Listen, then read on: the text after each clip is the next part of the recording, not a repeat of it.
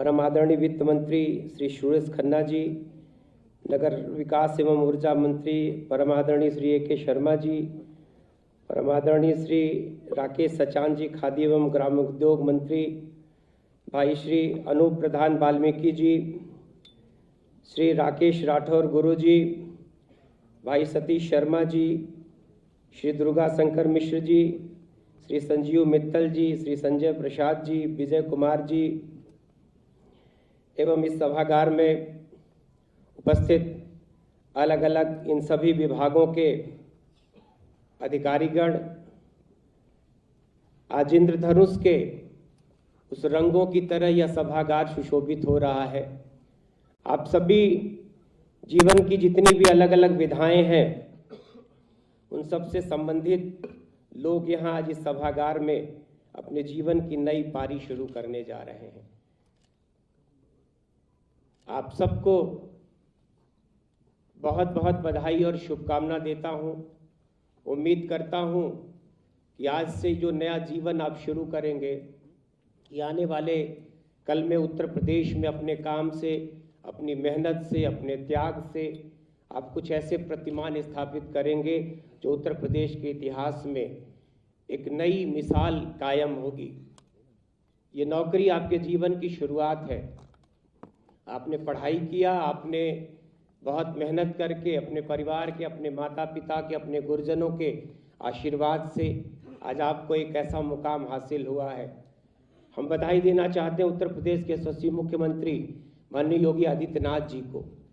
आपने अपने शासनकाल में नित नए, हमेशा आपने जो भी काम किया, सारा देश बड़ी आशा भरी निगाहों से देखता है। आपने कोरोना के काल में एक ऐसा मॉडल इस देश के लिए प्रस्तुत किया कि सारी दुनिया ने उस मॉडल को अपनाया। नौकरियां मिलती थी, न जाने कैसे मिलती थी, न जाने कैसे उनके नियुक्ति पत्र वितरित होते थे, किसको कहाँ पोस्टिंग मिलती थी, एक अजीब सी परिस्थितियां थी। आपने आज एक ऐसे सुंदर तरीके से आज नौकरियां बड़े शान से, बड़े गर्व से, वो नियुक्ति पत्र जब इनके हाथों में मिलता है तो इनका मन गर्व से भर जाता है। इनको बड़े ही आदर्श तरीके से उत्तर प्रदेश ने नौकरियां कैसे मिलती हैं, कैसे उनको समायोजित किया जाता है और कहीं उनको परेशानियां नहीं होती। तो मुख्यमंत्री जी, आपको इस नए प्रतिमान, देश बड़ी आशा भरी निगाहों से आपके इस कदम को भी देख रहा है। वो सारे मुख्यमंत्री इसका अनुसरण करेंगे, इसलिए कि ये वो रास्ते थे जो बड़े कांटों भरे थे और इनके बाद इनकी बड़ी आलोचनाएं होती थी। लेकिन हम बधाई देना चाहते हैं हृदय की गहराइयों से, अंतर्मन की गहराइयों से, कि आपने एक ऐसी व्यवस्था दिया है, ये उत्तर प्रदेश नहीं देश के लिए एक नई मिसाल कायम करेगा। आयुष का मंत्री हूँ। आयुष विभाग, उत्तर प्रदेश की सरकार आयुष मंत्रालय के द्वारा अपने ग्रामीण और अपने शहरी लोगों के जीवन में स्वास्थ्य के माध्यम से एक नए सेवा का अवसर प्रदान कर रहा। 105 राजकीय और प्राइवेट विद्यालय हैं, जिसमें 19 राजकीय विद्यालय हैं और आयुष के पूरे महाविद्यालयों को एक साथ उनके समन्वय के लिए, उनकी एक रूपता के लिए माननीय मुख्यमंत्री जी की तरफ से एक आयुष का महाविद्यालय, महायोगी गुरु गोरक्षनाथ विश्वविद्यालय की स्थापना हुई है गोरखपुर में। मैं समझता हूँ कि आज मेरे विभाग के आयुष के 422 लोगों को MOCH इनको कहते हैं, ये सामुदायिक स्वास्थ्य से जुड़े। ये सन 1986 में एक समझौता हुआ जिसमें कि आयुर्वेद की तरफ से MOCH की नियुक्ति होती है। ये लोग एलोपैथ के हॉस्पिटल में, स्वास्थ्य के हॉस्पिटल में काम करते हैं और अपनी विधा के लिए, आयुर्वेद के लिए वहाँ रहकर समाज की सेवा करते हैं। आप सबको पुनः ढेर सारी बधाई और शुभकामना देते हुए आपको अपने डॉक्टरों से कहना चाहता हूँ कि सिर्फ सेवा के साथ साथ आपको हमेशा अपने कर्तव्यों का बोध होना चाहिए और आपके शब्द, आपके बोल बहुत मीठे होने चाहिए। आप सेवा के साथ साथ आप मरीज को दवा देने के साथ अपने मीठे बोल से, अपने व्यवहार से निश्चित ही आप उनको चमत्कृत करेंगे, उनका इस हमेशा अपने से जोड़ने का प्रयास करेंगे, तो आपसे सदैव आपसे जुड़कर एक अच्छी मिसाल कायम करेंगे। इन्हीं बातों के साथ संपूर्ण सभागार का, सम्मानित मंच का एक बार फिर से स्वागत, अभिनंदन और वंदन करते हुए अपनी वाणी को विराम देता हूँ। बहुत बहुत आभार। बहुत बहुत धन्यवाद माननीय मंत्री जी श्री दयालु जी। और अब उद्बोधन के लिए सादर आमंत्रित हैं श्री A.K. शर्मा जी, माननीय मंत्री जी नगर विकास विभाग।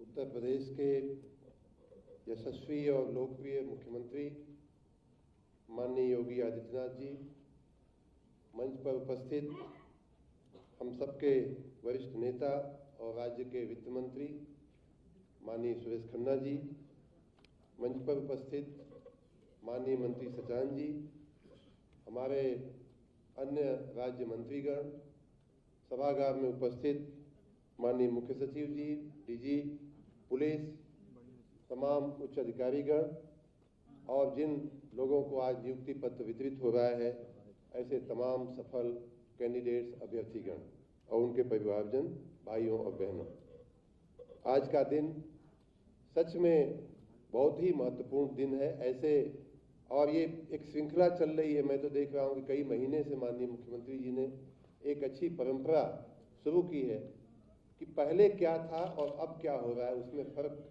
लोगों को मालूम पड़े। भाइयों बहनों, मैं आपको अपने खुद के अनुभव से मैं कुछ बातें बताना चाहूँगा। जिस प्रकार ये नए कैंडिडेट्स चुन करके आए हैं, एक समय में मैं स्वयं भी प्रतियोगी परीक्षाओं में शामिल होता था।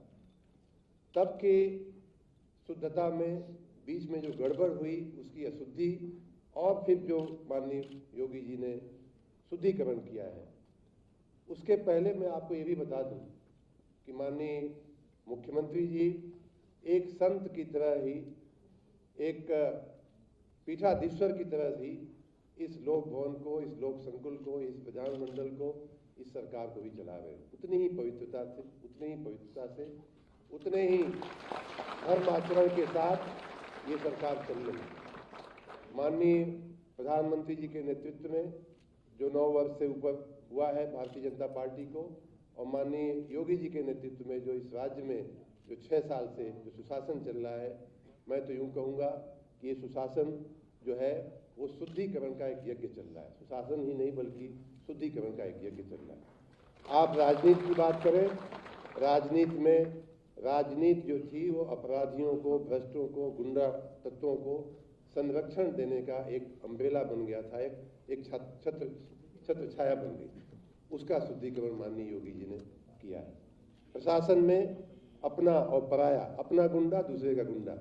अगर अपना गुंडा है तो कुछ भी करके आए, उसको 100 खून माफ है। दूसरे का गुंडा है तो थोड़ा बहुत उस पर सख्ती की जा सकती है। इस तरह से प्रशासन का शुद्धिकरण।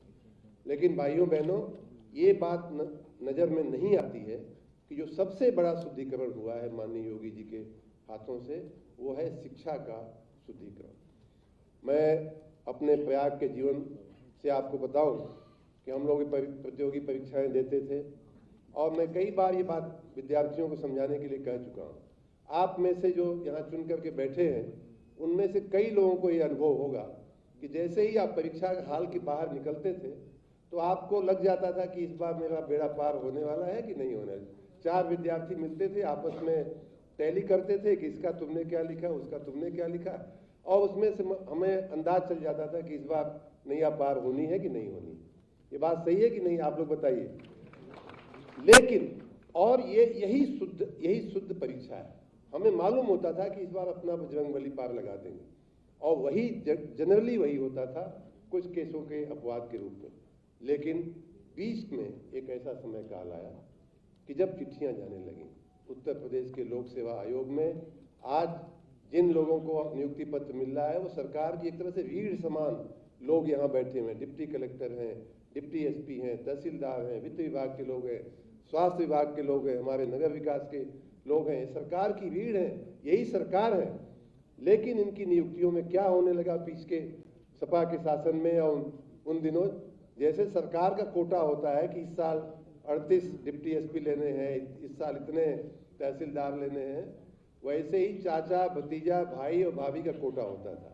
कि अगर 35 डिप्टी कलेक्टर लेने हैं तो उसमें 5 चाचा का, 7 भाभी का, 8 पापा का, एक आध लड़के तो हमको यहाँ तक बताए कि भाई साहब हम गए थे कुछ जुगाड़ लगाने, तो चाचा ने कहा कि भैया हमारी चिट्ठी तो जा चुकी है, हमारा कोटा पूरा हो गया है, तुम ऐसा करो कि जरा ट्राई कर लो, हमारा एक भतीजा है उसके यहाँ चले जाओ, शायद उसके कोटे में का खाली।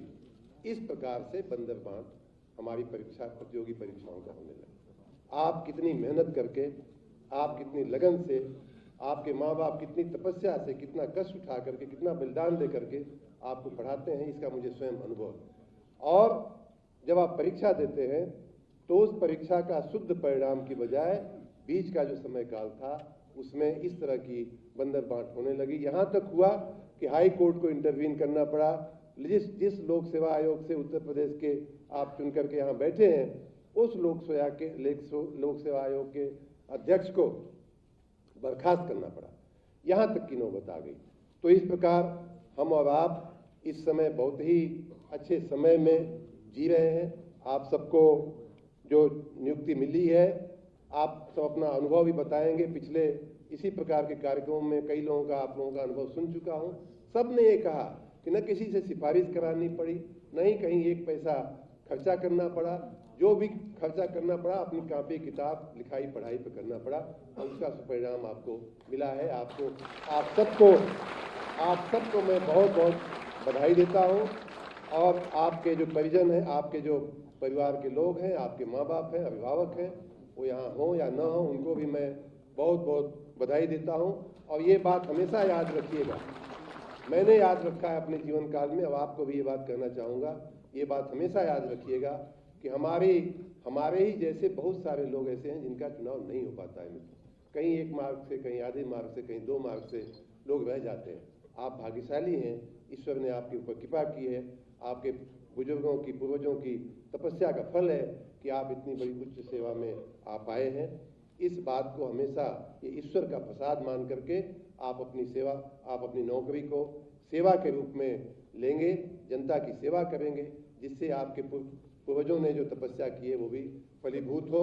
आप सबको मैं बहुत बहुत बधाई देता हूँ, बहुत बहुत शुभकामना देता हूँ। प्रशासनिक कार्य, मैं चूँकि दोनों पहलू देख रहा हूँ, पहले अधिकारी था, आज नेता हूँ। प्रशासनिक कार्य हो या राजनीति हो, ये एक ही सिक्के के 2 पहलू में मानता हूँ। आप जो सेवा अधिकारी के रूप में करते हो, वही सेवा पदाधिकारी भी करता है। कभी भी लोकतंत्र में मेरा आप सबसे, शायद माननीय मुख्यमंत्री जी के अलावा और कोई बात, ये बात शायद कोई न कह सके कि लोकतंत्र में जो चुना हुआ प्रतिनिधि होता है उसकी सर्वोपरिता हमें स्वीकार करनी पड़ेगी। यही लोकतंत्र की परिभाषा है, यही लोकतंत्र है। और मैंने ये भी अपने जीवन में सीखा है नौकरी करते हुए कि कहीं कोई विरोधाभास नहीं है। अगर आपकी निष्ठा सही है, आपकी मंशा सही है, आपकी नीयत सही है सेवा करने की, जनता की सेवा करने की, तो कहीं भी कोई झगड़ा होने का कोई चांस नहीं होता है। आप जिस शुद्धिकरण, जिस शुद्धता के लिए माननीय प्रधानमंत्री जी, माननीय मुख्यमंत्री जी कार्य कर रहे हैं, उसी शुद्धता के साथ आप अपने नौकरी का भी, कार्यकाल का भी निर्वाह करेंगे। ऐसी शुभकामना के साथ, ऐसी आशा के साथ आप सबको एक बार फिर से बधाई देते हुए मैं अपनी वाणी को विराम देता हूँ। आप सबको बहुत बहुत धन्यवाद। बहुत बहुत धन्यवाद माननीय मंत्री जी। और अब माननीय वित्त एवं संसदीय कार्य मंत्री श्री सुरेश कुमार खन्ना जी सादर आमंत्रित उद्बोधन के लिए।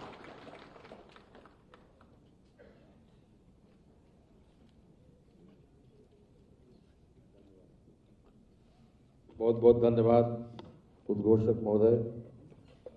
आज के कार्यक्रम के शिखर पुरुष उत्तर प्रदेश के यशस्वी मुख्यमंत्री आदरणीय योगी आदित्यनाथ जी, मंच पर विराजमान हमारे साथी मंत्री सम्माननीय श्री ए.के. शर्मा जी, सम्माननीय श्री राकेश सचान जी, सम्माननीय श्री दयाशंकर मिश्र दयालु जी, सम्माननीय श्री अनूप प्रधान वाल्मीकि जी, सम्माननीय श्री राकेश राठौर गुरु जी, सम्माननीय श्री सतीश चंद्र शर्मा जी, हमारे मुख्य सचिव सम्माननीय श्री दुर्गा शंकर मिश्रा जी, सम्माननीय श्री संजीव मित्तल जी, सम्माननीय श्री विजय कुमार पुलिस महानिदेशक, और आज के कार्यक्रम जिन्होंने विशेष रूप से जिनके जो अधिकारी हैं जिन्होंने ऑर्गेनाइज किया, श्री देवेश चतुर्वेदी जी और श्रीमती लीना जौहरी जी, तो आयुष विभाग की प्रमुख सचिव, यहाँ पर उपस्थित सभी सम्मानित बहनों और भाइयों, जैसा कि हमारे पूर्व वक्ता ने अभी कहा, विशेष रूप से आज 690 लोगों को ये नियुक्ति पत्र वितरित हो रहे हैं। इसमें कई विभाग शामिल हैं और मैं सबको शुभकामनाएं देता हूं, उनको बधाई देता हूं, उनके उज्जवल भविष्य की कामना करता हूं। बहनों और भाइयों, 422 चिकित्सा अधिकारी हैं। हमारे 12 वित्त विभाग के अधिकारी हैं, कोषाधिकारी, राजस्व के भी हैं, पुलिस के भी हैं। सभी लोगों को आज इस प्रशासनिक व्यवस्था में शामिल किया जा रहा है। सभी लोग अपने अपने एजेंडे के हिसाब से, पढ़ाई के समय तो एक ही लक्ष्य होता है कि हम अपना कैरियर बनाएं। पेरेंट्स की भी इच्छा यही होती है कि उनका कैरियर बने, लेकिन आज से विशेष रूप से अभी तक जिस समाज से आप कुछ लेते थे लगातार, अब आपकी स्थिति देने की आ गई। अब आप उस समाज को कुछ दे सकते हैं और ये जिम्मेदारी आपके कंधों पर दी जा रही है। क्योंकि 422 चिकित्सक हैं, इसलिए विशेष रूप से चिकित्सा अधिकारियों से एक बात मैं साझा जरूर करना चाहता हूँ। सामान्यतया सबसे बड़ी आवश्यकता इस बात की है कि हम निरोगी रहें, और उसमें आप लोगों का बहुत बड़ा रोल होगा। जो मरीज, जो तीमारदार किसी भी डॉक्टर के पास आता है, उसकी मनोदशा सामान्य नहीं होती। वो एक व्यथित मानसिकता का व्यक्ति होता है और वो चाहता है कि जैसे ही डॉक्टर हमें देखेंगे, हमको एक गोली दे देंगे या इंजेक्शन दे देंगे या फिर किसी प्रकार की कोई दवा देंगे तो हम ठीक हो जाएंगे। उसके पहले ये बहुत बड़ी आवश्यकता इस बात की है कि हमारा व्यवहार कैसा हो, क्योंकि डॉक्टर की बोली ही मरीज का इलाज करती है। सबसे पहले डॉक्टर का व्यवहार सबसे ज़्यादा प्रभावित करता है मरीज को, और वही अपने आप में दवाई का भी काम करता है। तो इसलिए भले ही आपकी व्यस्तता कितनी भी हो, लेकिन याद रखिए कि चूंकि मरीज और तीमारदार की मानसिक स्थिति उस समय जब वो घबराहट में होता है, परेशान होता है, तो वो सामान्य मानसिकता का व्यक्ति नहीं होता। तो जो परेशान व्यक्ति होता है तो उसके मुंह से कभी कभी ऐसे शब्द भी निकलते हैं जो बहुत प्रिय न हो, जो आपके अनुकूल न हो, जो आपके स्तर के अनुकूल न हो, लेकिन फिर भी इस बात की कोशिश जरूर होनी चाहिए कि हमारा व्यवहार आत्मीयता के साथ, मधुरता के साथ अगर होगा तो निश्चित रूप से आपकी दवाई के साथ साथ आपका व्यवहार भी उसका इलाज करता है।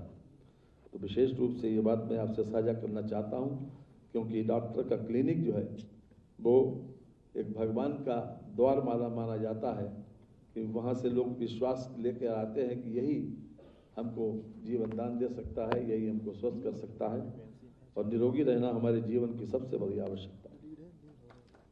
साथ ही साथ जिन लोगों को शेष जिम्मेदारी जिन लोगों को दी जा रही है, उन लोगों से भी एक बात जरूर साझा करना चाहता हूँ।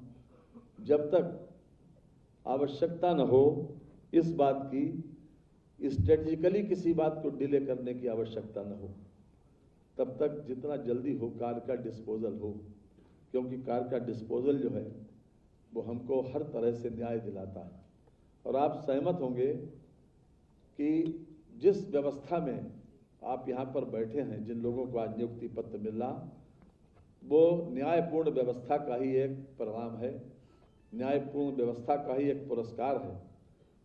अभी तक जो पीसीएस के एग्जामिनेशंस होते थे, जो पब्लिक सर्विस कमीशन में किस प्रकार का डिले होता था, 3-3 साल लग जाते थे, रिजल्ट नहीं आता था। आज 10 महीने में पीसीएस का रिजल्ट आ रहा है।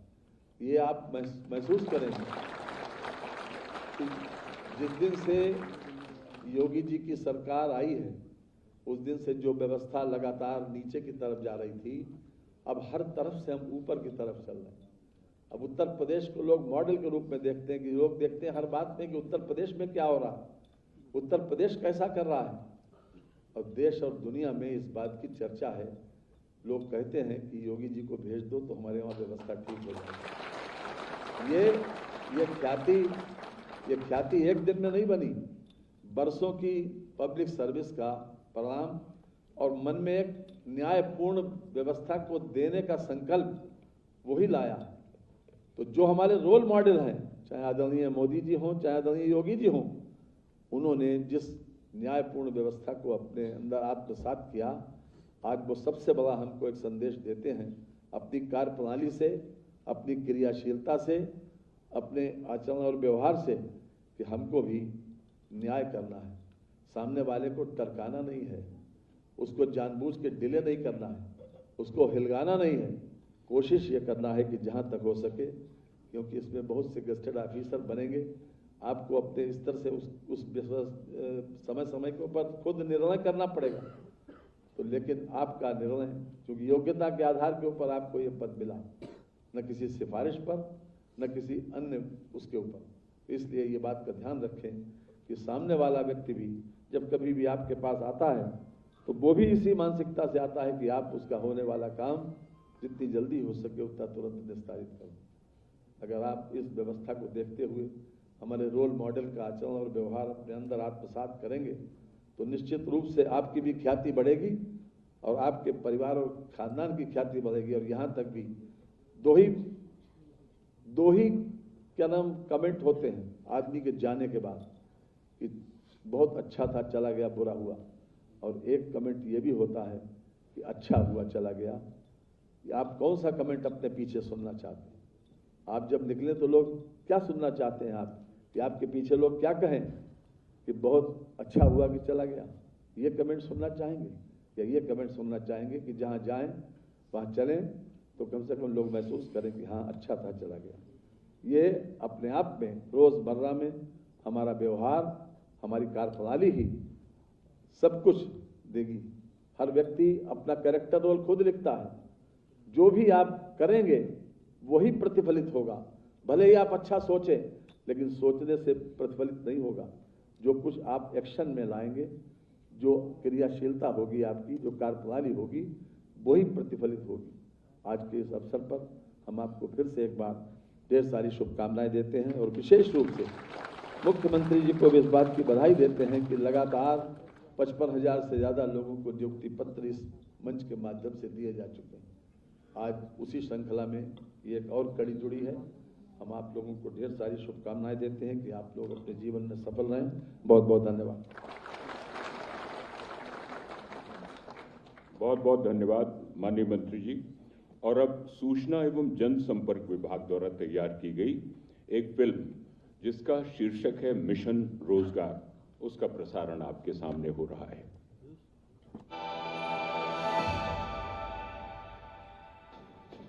भैया, हाँ, कोचिंग छोड़ दो ना। चल। अरे बेटा, क्यों खामखा कोचिंग के चक्कर में अपना समय बर्बाद कर रहे हो?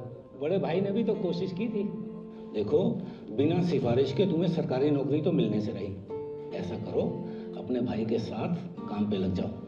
पिताजी, वो 6 साल पुरानी बात है। क्यों, अब कोई चमत्कार हो गया क्या, या तेरी कोई बड़ी पहचान निकल आई? पिताजी, चमत्कार ही समझिए। अब भ्रष्टाचार और भ्रष्टाचारी दोनों की नकेल कर दी गई है। अब योग्यता की पहचान हो रही है। सही कहा। योगी सरकार अभी वहाँ को प्रतियोगी परीक्षाओं की कोचिंग और पढ़ाई के लिए स्मार्टफोन और टैबलेट्स भी दे रही है, वो भी फ्री में।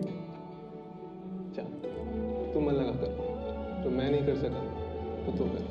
जिनको आज नियुक्ति पत्र मिल रहे हैं, उनके लिए आज नई शुरुआत का अवसर है। अपने सेवा भाव से आपको राज्य और राष्ट्र में विकास और विश्वास के प्रयासों में अपना भरपूर योगदान देना है। युवा हौसलों से देश तरक्की करता है। देश के यशस्वी प्रधानमंत्री श्री नरेंद्र मोदी जी के नेतृत्व में skill India, startup India, make in India और कौशल विकास जैसी अभिनव योजनाओं ने युवाओं को 21वीं सदी की चुनौतियों के लिए तैयार किया है। वर्ष 2017 से पहले उत्तर प्रदेश में सरकारी नौकरियों में भ्रष्टाचार का खेल भाई भतीजावाद और सिफारिश का बोलबाला था। युवाओं में सरकारी भर्तियों के प्रति नाउम्मीदी थी, बेरोजगारी शीर्ष पर थी। 2017 के बाद माननीय मुख्यमंत्री योगी आदित्यनाथ जी ने उत्तर प्रदेश में निष्पक्ष एवं पारदर्शी व्यवस्था एवं नई कार्य संस्कृति प्रचलित की। युवाओं के लिए मिशन रोजगार के तहत सरकारी भर्तियों, निजी क्षेत्र, स्टार्टअप, MSME, ODOP और निवेश इकाइयों में रोजगार के रिकॉर्ड अवसर सृजित किए।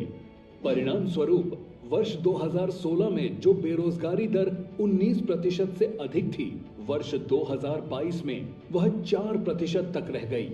पिछले 6 वर्षों में रिकॉर्ड 6 लाख युवाओं को सरकारी नौकरी एवं 3,75,000 युवाओं को सरकारी विभागों में संविदा पर नौकरी मिली है। इतनी अधिक संख्या में हुई भर्तियों की चयन प्रक्रिया पर कोई उंगली नहीं उठा सकता।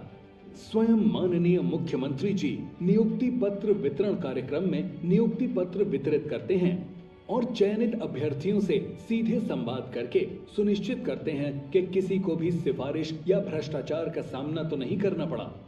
मेरा नाम हर्षिता वर्मा है, मैं लखनऊ की रहने वाली हूँ। मेरा ASI कॉन्फिडेंशियल पे हुआ है। मैं मुख्यमंत्री जी का बहुत बहुत धन्यवाद करना चाहती हूँ कि ये भर्ती निष्पक्ष तरीके से करवाकर उन्होंने महिलाओं को अच्छा अवसर प्रदान किया है। बहुत बहुत आभार प्रकट करती हूँ। Thank you so much. Uttar Pradesh में युवाओं को अब कोचिंग, उच्च शिक्षा और रोजगार के लिए पलायन नहीं करना पड़ता। खिलाड़ियों को भी खेल कोटे से सरकारी नौकरी का लाभ मिल रहा है। खेल इंफ्रास्ट्रक्चर का विकास भी बड़े पैमाने पर हो रहा है। युवाओं को तकनीक से जोड़ने के लिए मुफ्त टैबलेट और स्मार्टफोन दिए जा रहे हैं। माननीय मुख्यमंत्री जी के कर कमलों से आज उत्तर प्रदेश लोक सेवा आयोग द्वारा चयनित डिप्टी कलेक्टर, पुलिस उपाधीक्षक, जिला पूर्ति अधिकारी, नायब तहसीलदार, कोषाधिकारी, प्रोफेसर एवं चिकित्सा अधिकारी आदि पदों के लिए 700 अभ्यर्थियों को नियुक्ति पत्र वितरित किया जा रहा है। निश्चित ही आप नए भारत के नए उत्तर प्रदेश के निर्माण में भागीदार बनेंगे। सभी नवनियुक्त अभ्यर्थियों को हार्दिक शुभकामनाएं। सपने हो रहे साकार, डबल इंजन की सरकार।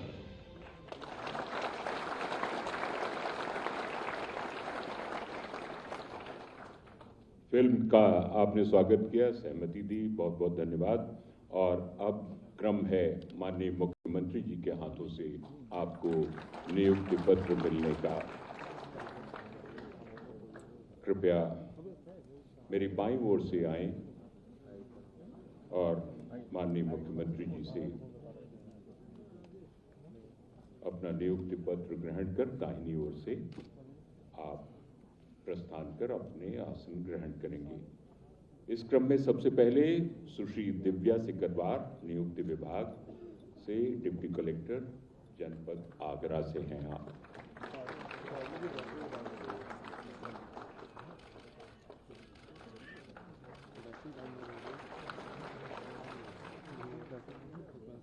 लखनऊ से सुश्री सल्तनत परवीन, नियुक्ति विभाग से डिप्टी कलेक्टर पद पर।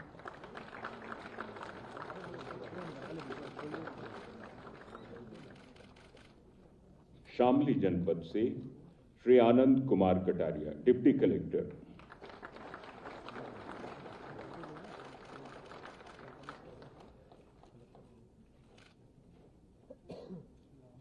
गृह विभाग पुलिस उपाधीक्षक पद पर नियुक्त हुई लखनऊ जनपद से सुश्री शांभवी त्रिपाठी।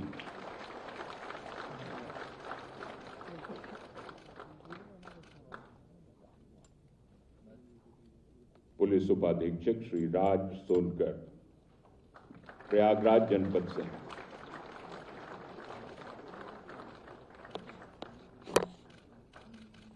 पुलिस उपाधीक्षक सुश्री कीर्तिका सिंह, लखनऊ जनपद से। श्री फहद अली, गृह विभाग पुलिस उपाधीक्षक, मुरादाबाद से हैं।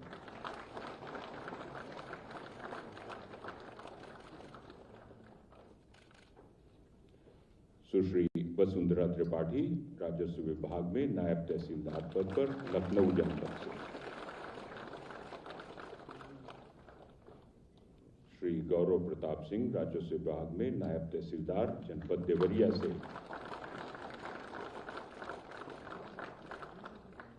सुश्री रूबी यादव, राजस्व विभाग नायब तहसीलदार अंबेडकर नगर से।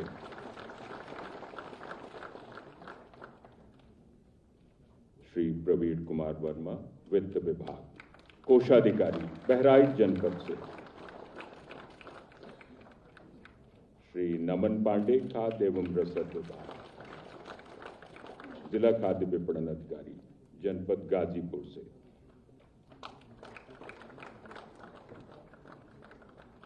और अब आयुष विभाग की बारी। डॉक्टर रागिनी चौहान, चिकित्साधिकारी लखनऊ जनपद।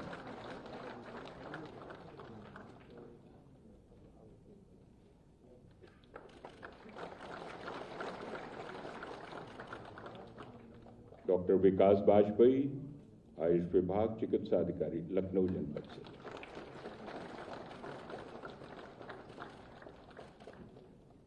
डॉक्टर सुनीत राय, चिकित्सा अधिकारी जनपद सुल्तानपुर से हैं।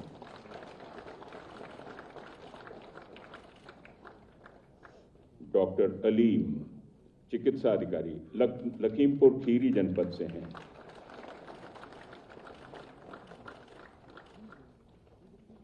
और श्री प्रदीप कुमार यादव, राज्य संपत्ति विभाग में व्यवस्थाधिकारी भदोही जनपद से। श्री राहुल तोमर, राज्य संपत्ति विभाग में व्यवस्थापक आगरा जनपद से। श्री यश कुमार दुबे, उत्तर प्रदेश खाद्य एवं ग्रामोद्योग बोर्ड प्रबंधक पद पर नियुक्त हुए हैं, गुरुग्राम हरियाणा से आए हैं।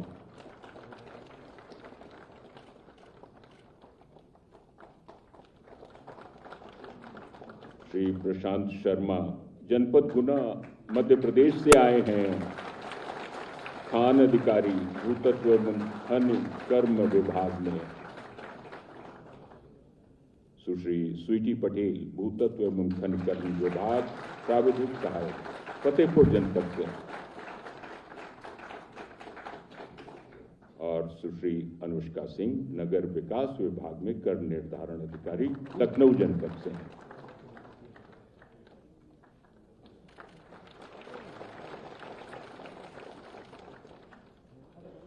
और अब क्रम है संवाद का। नियुक्ति पत्र वितरण कार्यक्रम में संवाद करेंगे नव चयनित अधिकारियों।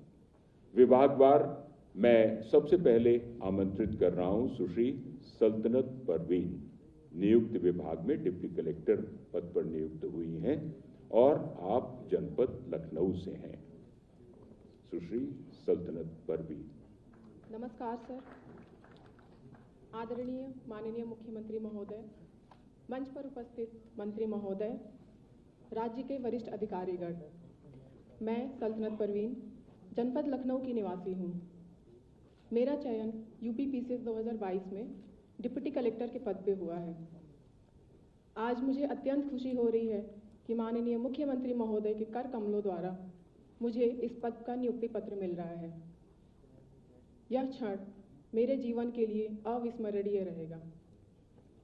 लोक सेवा परिणाम घोषित होने के बाद नियुक्ति पत्र वितरण में पहले काफ़ी समय लगता था, लेकिन आपकी सरकार द्वारा इस प्रक्रिया को अत्यधिक निष्पक्ष, पारदर्शी एवं त्वरित कर नियुक्ति पत्र निर्गत करने में एक नया कीर्तिमान हासिल किया है।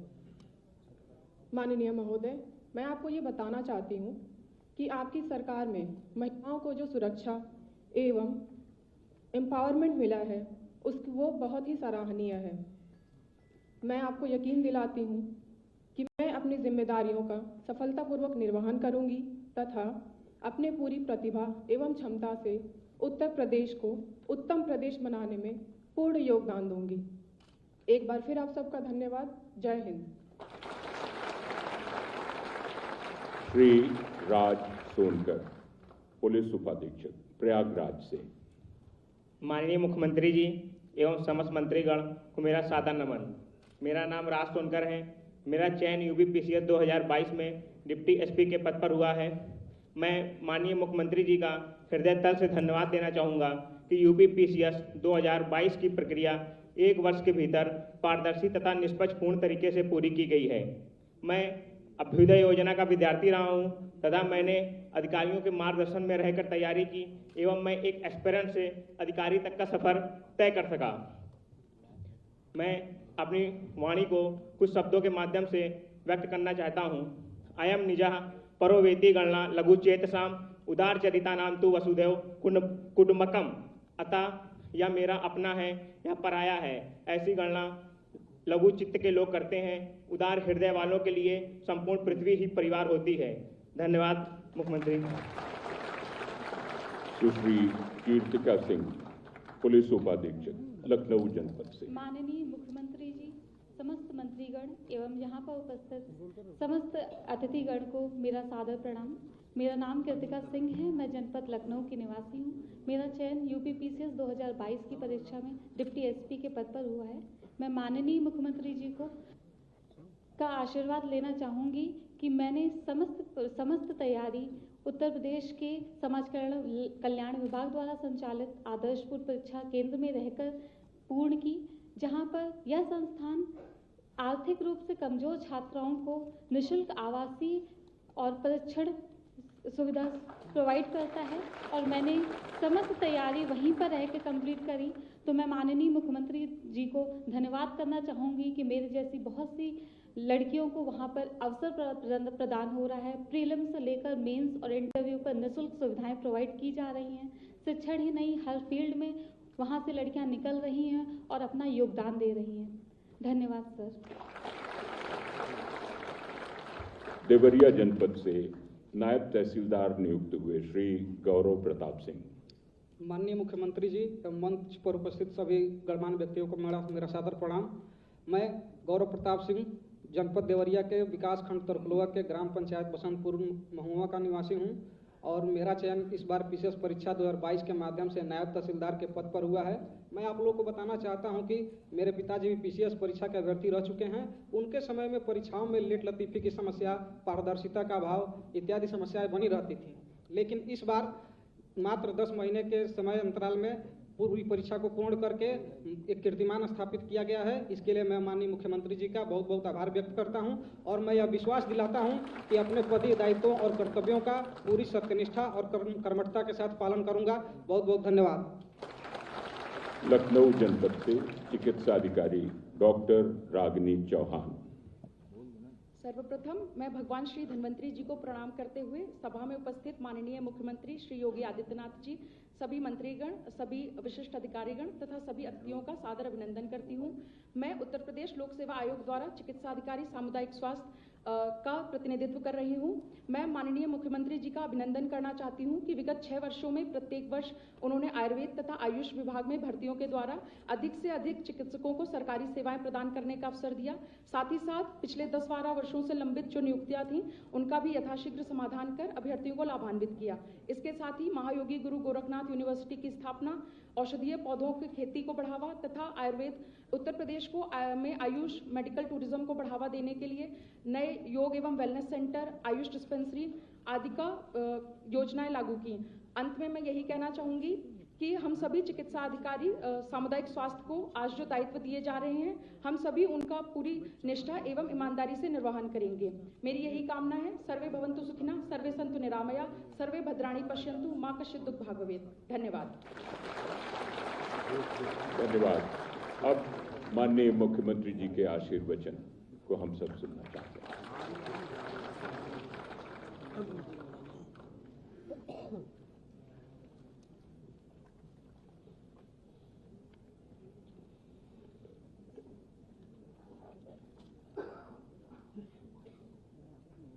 आदरणीय प्रधानमंत्री जी की प्रेरणा और मार्गदर्शन में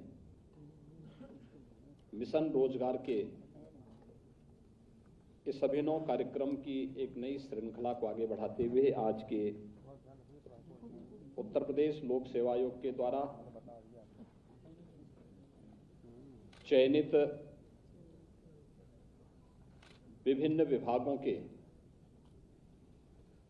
नवनियुक्त अधिकारियों के नियुक्ति पत्र वितरण के आज के इस कार्यक्रम में मंच पर उपस्थित प्रदेश सरकार में मेरे वरिष्ठ सहयोगी मंत्रीगण श्री सुरेश कुमार खन्ना जी, श्री के शर्मा जी, श्री राकेश सजान जी, श्री दयाशंकर मिश्र दयालु जी, अनूप प्रधान वाल्मीकि जी, राकेश राठौर जी, सतीश चंद्र शर्मा जी, प्रदेश के मुख्य सचिव श्री दुर्गाशंकर मिश्र जी, राजस्व परिषद के अध्यक्ष श्री संजीव मित्तल जी, पुलिस महानिदेशक उत्तर प्रदेश श्री विजय कुमार जी, आज के इस कार्यक्रम में उपस्थित अपर मुख्य सचिव नियुक्ति एवं कार्मिक डॉक्टर देवेश चतुर्वेदी जी, विभिन्न विभागों के हमारे वरिष्ठ प्रशासनिक अधिकारीगण और उत्तर प्रदेश लोक सेवा आयोग के द्वारा चयनित सभी यहाँ पर उपस्थित अभ्यर्थीगण और उपस्थित भाइयों बहनों, आज मुझे प्रसन्नता है कि विगत 1.5 वर्ष के अंदर या 21वां नियुक्ति पत्र वितरण का कार्यक्रम आज यहाँ पे संपन्न हो रहा है, जिसके बारे में अभी मेरे पूर्व सहयोगियों ने आपके सामने विस्तार से कहा कि मात्र 10 महीने के अंदर उत्तर प्रदेश लोक सेवा आयोग ने नियुक्ति की इस पूरी प्रक्रिया को संपन्न करके निष्पक्षता, पारदर्शिता और शुचिता का एक नया उदाहरण प्रस्तुत किया है। लोक सेवा आयोग, उत्तर प्रदेश लोक सेवा आयोग को इसके लिए धन्यवाद देते हुए मैं आप सभी विभिन्न विभागों में नियुक्त अधिकारियों को, आपके परिवारजनों को, आपके माता पिता, अभिभावकों को मैं इस अवसर पर हृदय से बधाई देता हूं। उत्तर प्रदेश सरकार का हिस्सा बनने के लिए आपका अभिनंदन भी करता हूं। मुझे बताते हुए प्रसन्नता है कि आज यहां पर एक साथ डिप्टी कलेक्टर के 39, डिप्टी एसपी के 93, कोषाधिकारी के 12, नायब तहसीलदार के 44, राज्य संपत्ति विभाग के व्यवस्थाधिकारी के 2 और व्यवस्थापक के 3, भूतत्व एवं खनिकर्म विभाग के खान अधिकारी के रूप में 12 और प्राविधिक सहायक के 41, विशेष कार्याधिकारी खादी एवं ग्रामोद्योग बोर्ड में 1 और प्रबंधक के 14, खाद्य और रसद विभाग के जिला पूर्ति अधिकारी के श्रेणी 2 के 6, जिला खाद्य विपणन अधिकारी के 1 और आयुष विभाग के सामुदायिक स्वास्थ्य अधिकारी के रूप में 422, इसके साथ ही नगर विकास के सहायक नगर आयुक्त और कर निर्धारण अधिकारी के 10 पदों पर यानी कुल 700 पदों पर नियुक्ति की प्रक्रिया संपन्न करके नियुक्ति पत्र वितरण का एक कार्यक्रम संपन्न हो रहा है। स्वाभाविक रूप से आप आज अपने एक नए जीवन में प्रवेश कर रहे हैं। अब तक का आपका जीवन ज्यादातर का अपने माता पिता, अभिभावक पर निर्भर रह करके प्रतियोगी परीक्षाओं, पहले अपने डिग्री लेना, फिर प्रतियोगी परीक्षाओं की तैयारी करना, यह आपके जीवन का उद्देश्य रहा होगा। लेकिन अब नियुक्ति पत्र प्राप्त किया है और नियुक्ति पत्र प्राप्त करने के बाद अपनी ट्रेनिंग पूरी करने के साथ ही आपको विभिन्न विभागों में अपने दायित्व का निर्वहन करने का एक अवसर प्राप्त होगा। यानी एक नए जीवन की शुरुआत, एक नए युग की शुरुआत आपके जीवन की प्रारंभ होने जा रही है और इसमें लगभग 30 से 35 वर्ष का एक कालखंड आपके पास होगा अपने को बनाने का, संवारने का और समाज के सामने प्रस्तुत करने का। अपने योग्यता और अपनी क्षमता का भरपूर उपयोग करने का एक अवसर आप सबके सामने होगा और इस दृष्टि से इसीलिए नियुक्ति पत्र वितरण के इस कार्यक्रम को हम जोड़ते हैं, क्योंकि बहुत सारी चीजें हैं। जब यहां पे आपने देखा होगा हमारे मंत्रीगण बोल रहे थे, वे उन बातों को कह रहे थे जो उनके अनुभव पर आधारित थी। जीवन के अलग अलग क्षेत्र से जुड़े हुए प्रसंगों का उदाहरण देकर के उन्होंने अपनी बात को आपके सामने रखा और यही व्यावहारिक जीवन से अब आपको सामना करना है। और व्यावहारिक जीवन यही कि एक डिप्टी कलेक्टर के रूप में आपकी जिम्मेदारी किस रूप में। स्वाभाविक रूप से यहाँ पर जो दो महत्वपूर्ण विभिन्न विभागों के हमने यहाँ पे नियुक्ति पत्र जारी किए हैं, जिसमें 39 डिप्टी कलेक्टर के और 93 डिप्टी एसपी के यहाँ पे नियुक्ति पत्र भी जारी हो रहे हैं। आप देखेंगे कि एक कॉमन मैन से जुड़ी हुई जितने विभाग हैं, आम जनमानस की शिकायतें या आम जनमानस से जुड़ी हुई समस्या इन्हीं सब विभागों से के इर्द गिर्द घूमती है। अगर ये विभाग लोकतंत्र की उन भावनाओं का सम्मान करते हुए सही तरीके से कार्य करना प्रारंभ कर लें, अहंकार से मुक्त होकर के कि मैं अब अधिकारी हो गया हूं, डिप्टी कलेक्टर हो गया हूं या डिप्टी एसपी हो गया हूं, मैं क्यों सामान्य नागरिक से मिलूंगा, तो मुझे लगता है कि आप अपने आप को कभी अच्छे अधिकारी के रूप में प्रस्तुत नहीं कर पाएंगे। किसी व्यक्ति के कहने से कोई बड़ा नहीं हो जाता है। स्वयं कहे कि मैं बड़ा आदमी हूं तो उससे वो बड़ा नहीं होता है। कोई व्यक्ति स्वयं ये कहे कि मैं अधिकारी हूं और अधिकारी के रूप में कोई मुझे बिना किए ही सम्मान दे, तो मुझे लगता है ये एक सपना होगा। याद रखना, ये भारत है और भारत में तो लोकतंत्र में जनता ही जनार्दन होती है। जब लोकतंत्र नहीं था और पश्चिम ये मानती थी कि आक्रांता इस देश में आएंगे,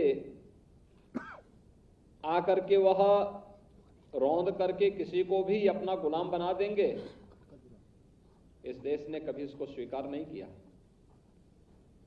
याद करिए, सिकंदर इस देश में जब हमला करने के लिए आ रहा था तो सिंध के तट पर किसी ने बताया कि एक सन्यासी रहता है। वो समझता था कि सन्यासी होगा तो काफी उसके पास बहुत कुछ होगा, तो उसने देखा एक झोपड़ी में बैठा हुआ है, एक सामान्य सी गुफा में बैठ करके वो व्यक्ति धुनी रमाया है।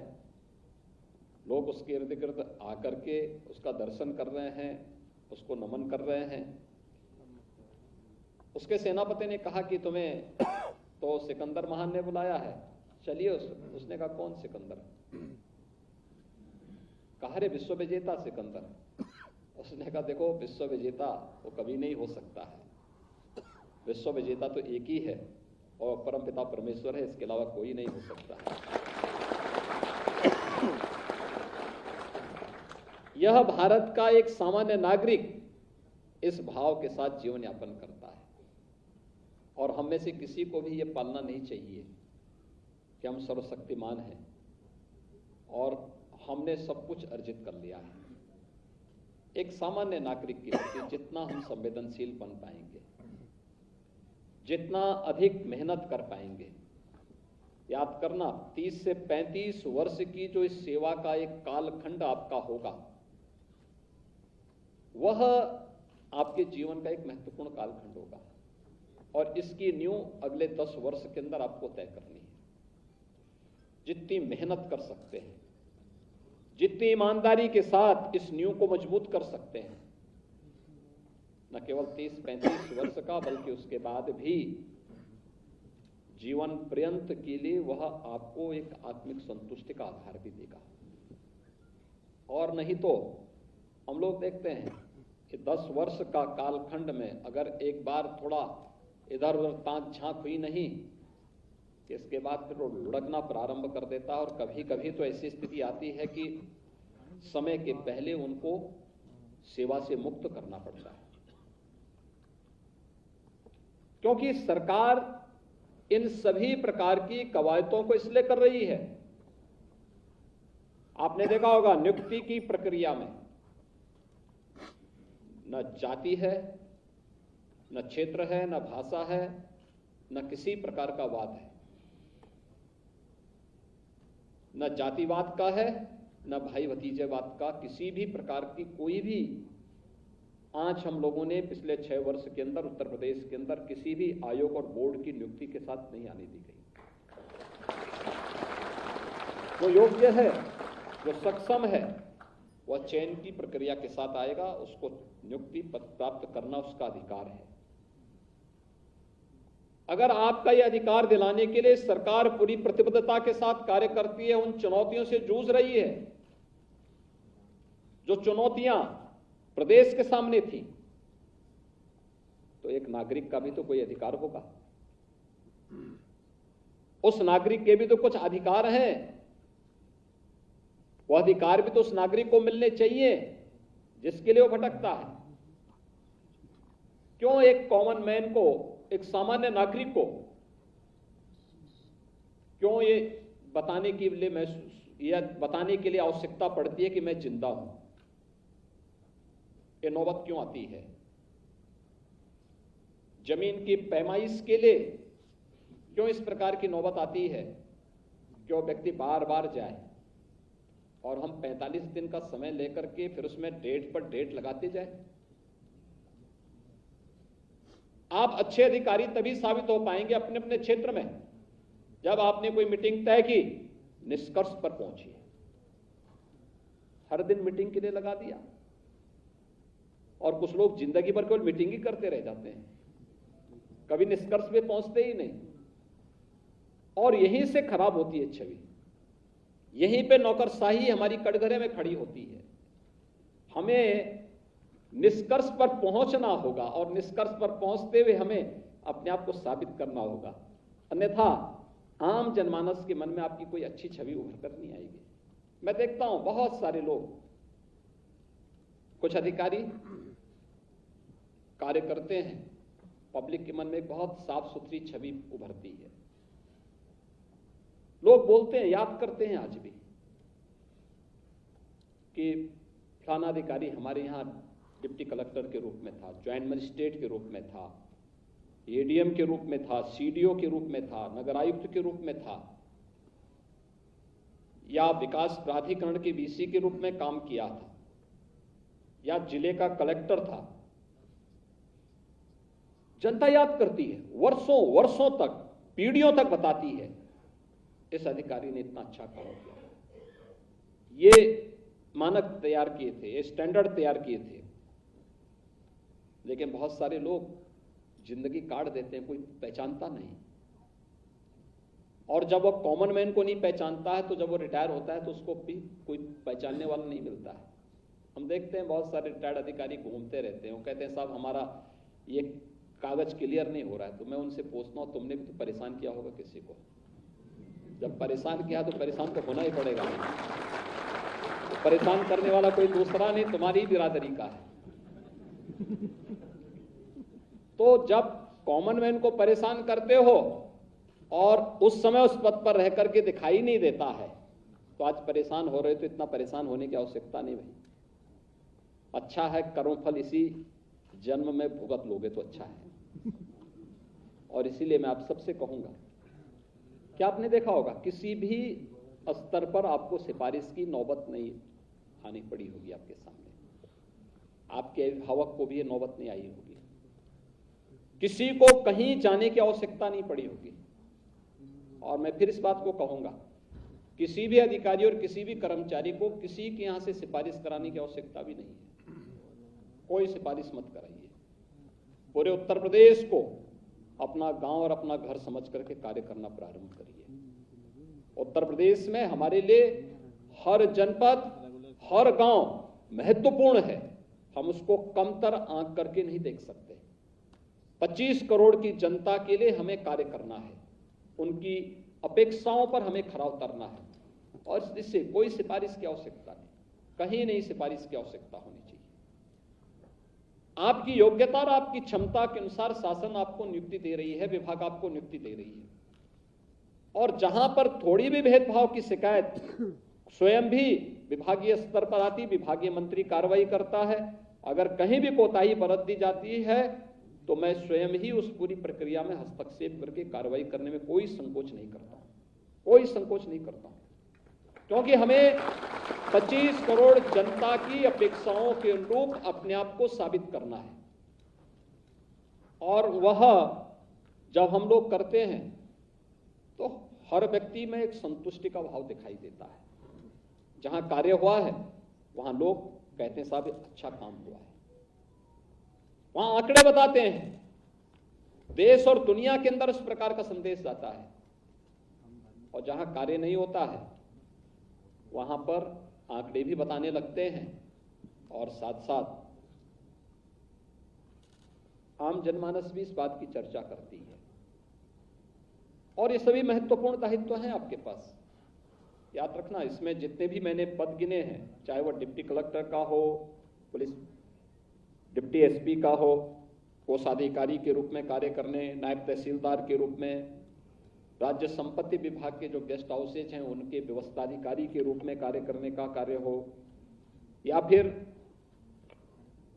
माइनिंग में वहां पर माइनिंग अफसर के रूप में, या फिर आपके खाद्य और ग्रामोद्योग बोर्ड में हो, या खाद्य और रसद विभाग में जिला पूर्ति अधिकारी के रूप में, या आयुष विभाग।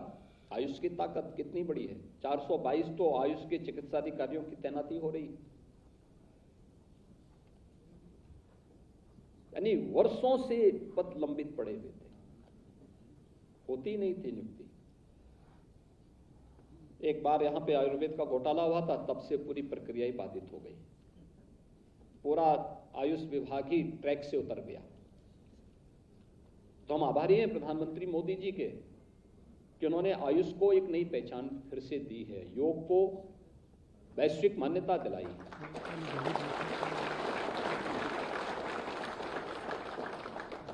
और अब आपका दायित्व है कि आयुष विभाग जिस दिशा में कार्य कर रहा है उसको और तेजी लाने, हेल्थ एंड वेलनेस सेंटर जो बनाए जा रहे हैं, इसमें कैसे हम गति दे सकते हैं, आपकी उपस्थिति उसके लिए महत्वपूर्ण होगी।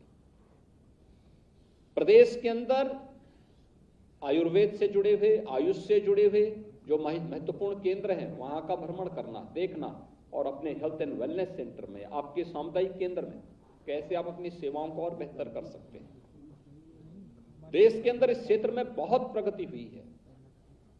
एक क्षेत्र है जो हेल्थ टूरिज्म के लिए हमारे लिए एक नया अवसर उपलब्ध करा सकता है, और आयुष के क्षेत्र में मैं मानता हूं कि जो आयुर्वेद के जो हमारे चिकित्सक हैं इनके लिए तो इतना अवसर है कि अपने आप को नहीं पहचान पा रहे हैं।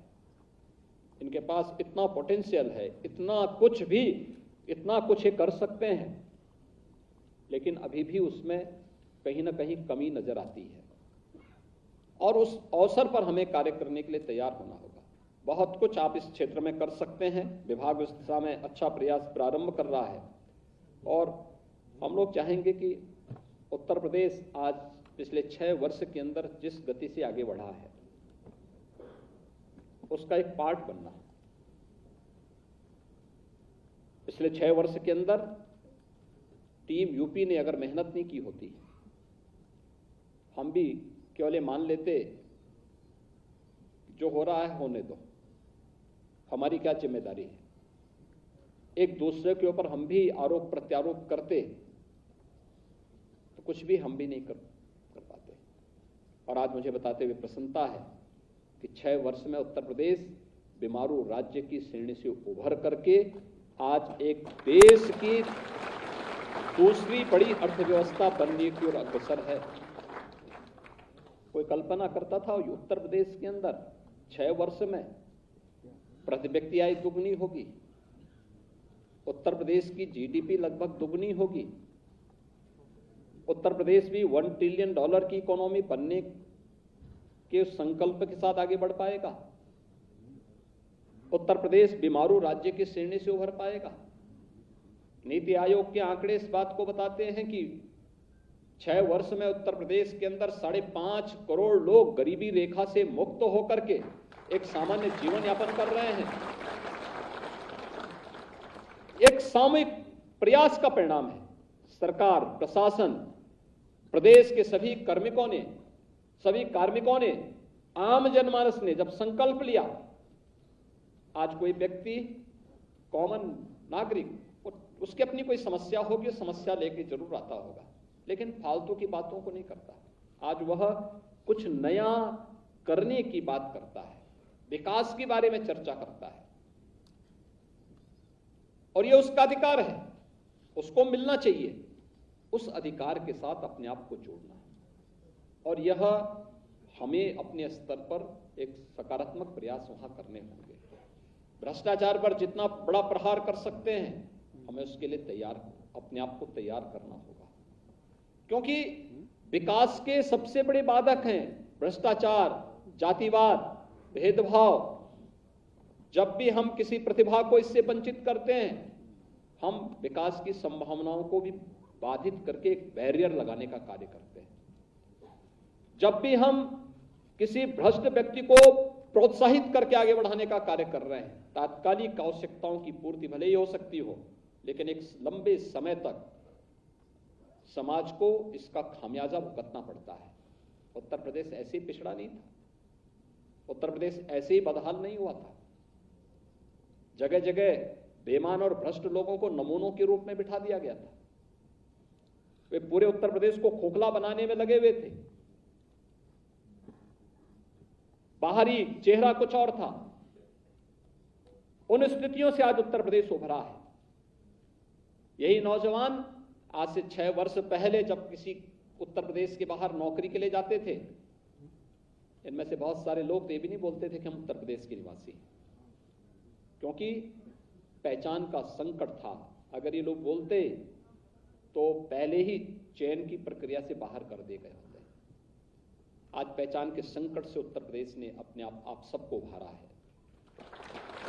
आज उत्तर प्रदेश विकास की प्रक्रिया के साथ तेजी से आगे बढ़ रहा है। इंफ्रास्ट्रक्चर का जो संजाल बिछा है, गरीब कल्याण के क्षेत्र में जो योजनाएं प्रदेश के अंदर प्रभावी ढंग से लागू हुई हैं, एक सामूहिकता का दर्शन है। सभी लोगों ने मिलकर के, शासन, प्रशासन और हर कार्मिक मिलकर के जब इन कार्यों को आगे बढ़ाया है, आज परिणाम है। और उस प्रक्रिया का हिस्सा बनकर के हम अगर कार्य करेंगे तो याद रखना कि आपकी ये पहचान हमेशा बनी रहेगी, आगे बढ़ने के लिए आपको प्रेरित करेगी। इस पहचान को बनाए रखने के लिए निरंतर प्रयास और परिश्रम करना पड़ता है। लगातार प्रभावी ढंग से बिना किसी अफवाह और आरोप प्रत्यारोप की प्रवाह के बगैर आगे बढ़ना पड़ता है, तब परिणाम आते हैं। और उस परिणाम के लिए आज हम सब उत्तर प्रदेश को आगे बढ़ते हुए देख करके एक आत्मिक संतुष्टि होती है कि हाँ, अब उत्तर प्रदेश के नागरिकों से जो लोगों की अपेक्षाएं थी, वो उत्तर प्रदेश का नागरिक उससे उस उम्मीद पर खरा उतरा है, और खरा उतरने का वाहक के रूप में आपको कार्य करना है। इसको निरंतरता बनाए रखना है, क्योंकि जितना कुछ हमारे पास है, ये उत्तर प्रदेश को देश की अग्रणी अर्थव्यवस्था के रूप में स्थापित करने का एक मादा रखता है, लेकिन उस दिशा में कभी सोचने का प्रयास नहीं हुआ था। और इसलिए मैं आप सबसे अपील करूंगा कि आप सब जब इस टीम का हिस्सा बनने जा रहे हैं, उस अवसर पर इस संकल्प के साथ आप जाएं कि हम लोग उत्तर प्रदेश के लिए जितनी मेहनत हो सकती है उतना करेंगे। याद रखना, आप उत्तर प्रदेश के लिए करेंगे तो उत्तर प्रदेश भी आपको एक नई पहचान दिलाएगा, आगे बढ़ने के लिए आगे एक अवसर प्रदान करेगा, और उस अवसर के साथ आप सबको जुड़ने का अवसर प्राप्त हुआ है। मैं इस अवसर पर एक बार फिर से उत्तर प्रदेश लोक सेवा आयोग को चयन की इस पूरी प्रक्रिया को पूरी ईमानदारी से, पूरी समयबद्ध तरीके से, पूरी पारदर्शी तरीके से संपन्न करने के लिए हृदय से धन्यवाद देता हूं। आप सबको, आपके माता पिता, अभिभावकों को हृदय से बधाई देता हूं और विश्वास करता हूं कि आप सब कुछ अब उत्तर प्रदेश के हित में जो बेहतर हो सकता है वह करने का प्रयास करेंगे। आप सबके प्रति मेरी शुभकामनाएं। धन्यवाद। जय हिंद। बहुत बहुत धन्यवाद माननीय मुख्यमंत्री जी को। और अब समूह चित्र के लिए माननीय मुख्यमंत्री जी आपके बीच पधार रहे हैं। एक बार खड़े होकर के करतल ध्वनि से माननीय मुख्यमंत्री जी का स्वागत करें। समूह चित्र के लिए माननीय मुख्यमंत्री जी आपके बीच उपस्थित हो रहे हैं।